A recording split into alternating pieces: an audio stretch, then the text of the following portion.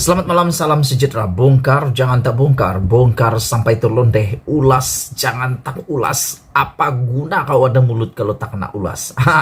Malam ini aku nak kongsi dengan kamu semua beberapa cara nak bersihkan UMNO Barisan Nasional. Kalau UMNO nak menang PRU 15, beberapa perkara ini wajib dilakukan oleh UMNO.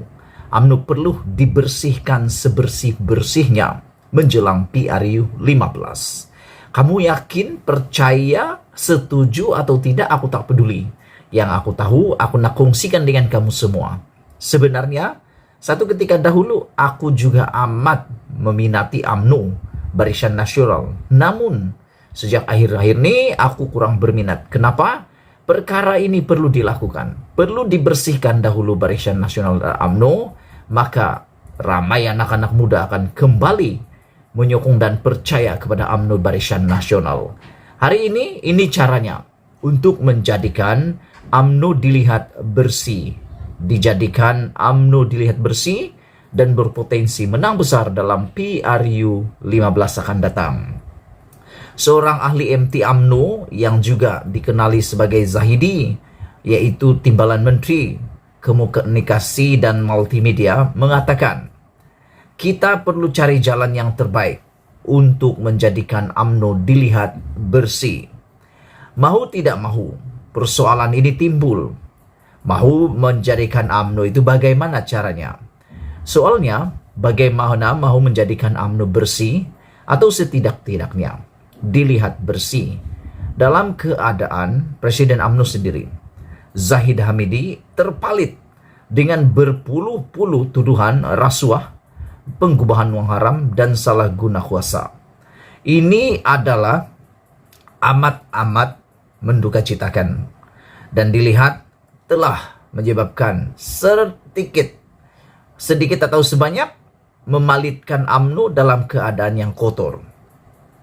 Meski belum disabitkan sebarang kesalahan, Zahid Hamidi, yaitu Presiden UMNO sendiri, berdasarkan keterangan beberapa saksi antaranya, menunjukkan ada hantaran uang dilakukan kepada Presiden UMNO itu.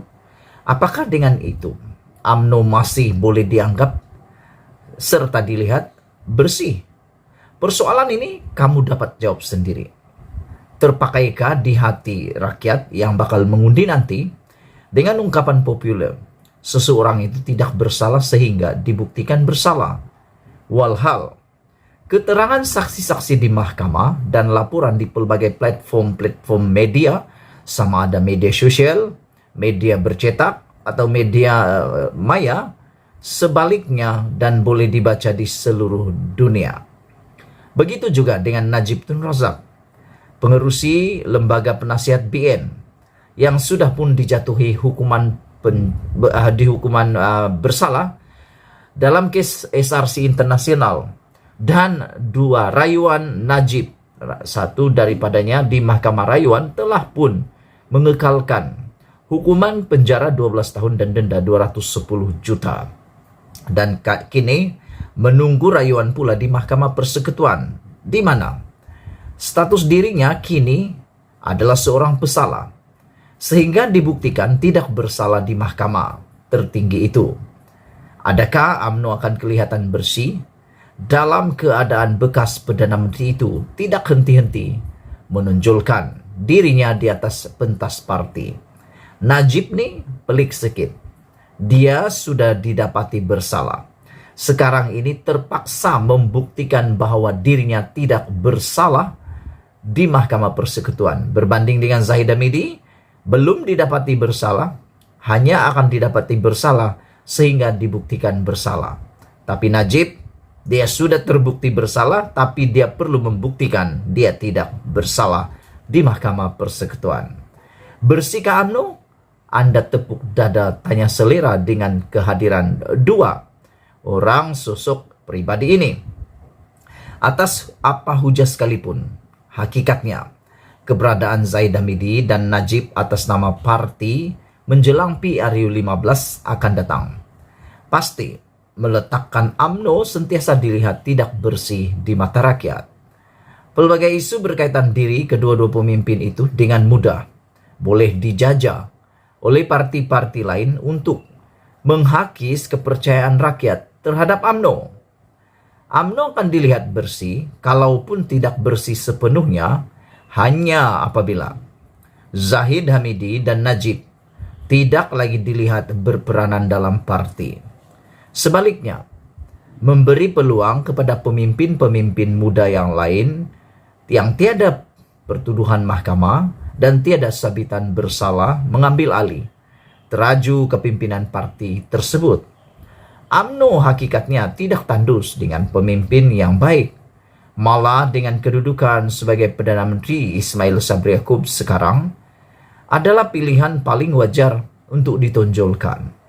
Dan beliau sepatutnya diberi peluang mengambil alih teraju kepimpinan UMNO sesuai dengan konsep parti menguasai kerajaan.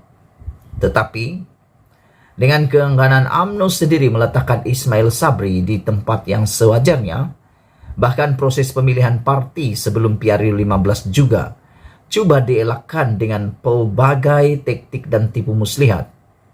Akhirnya UMNO sendiri yang dilihat tandus dengan pelapis yang berwibawa. Lagi-lagi, Najib yang disanjung dan mau diangkat semula.